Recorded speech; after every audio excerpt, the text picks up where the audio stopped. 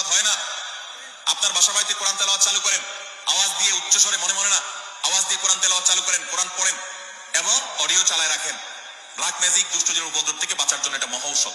বিশেষ করে একটা সূরা, সূরা বাকারা জোরে জোরে নিজেরা তেলাওয়াত করেন। তেলাওয়াত করতে পারেন না তো অডিও চালায় রাখেন।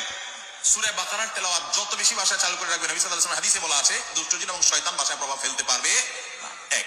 দ্বিতীয় আমল, তাহলে কোরআন বেশি বেশি পড়বেন, বিশেষ করে সূরা বাকারা। দ্বিতীয় আমল হলো সকাল সন্ধ্যার দোয়া এবং জিকির, এগুলো নিয়মিত পড়বেন, এগুলো রক্ষা কবচের মতো কাজ দেয়।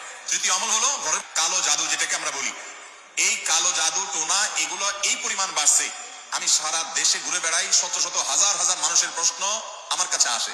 প্রতি সপ্তাহে এভারেজ আমার কাছে অন্তত 25 থেকে 30 হাজার প্রশ্ন মানুষের আমার কাছে আসে। আলহামদুলিল্লাহ, শুধুমাত্র শুক্রবারের লাইভে আমাদের 15 থেকে 20 হাজার এক ঘন্টার মধ্যে প্রশ্ন আসে। এই হাজার হাজার প্রশ্ন নিয়ে আমরা কাজ করি। মানুষের অবস্থা আমি জানি প্রশ্নগুলোর মাধ্যমে।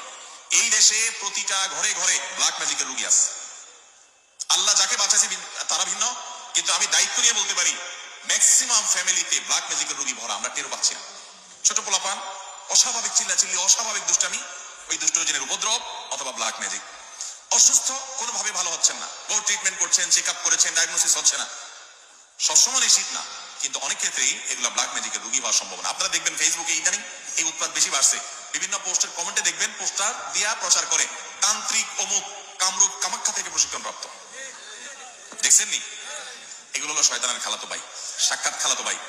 এবং আপনার উপরি কালাম করে অনেক অলৌকিক কাজ করা যায়। একটা আস্ত সুস্থ মানুষ অসুস্থ হয়ে একদম কবর পর্যন্ত চলে যাবে, টেরও পাবেন না, ভয়াবহ রোগ হবে এই ব্ল্যাক ম্যাজিক।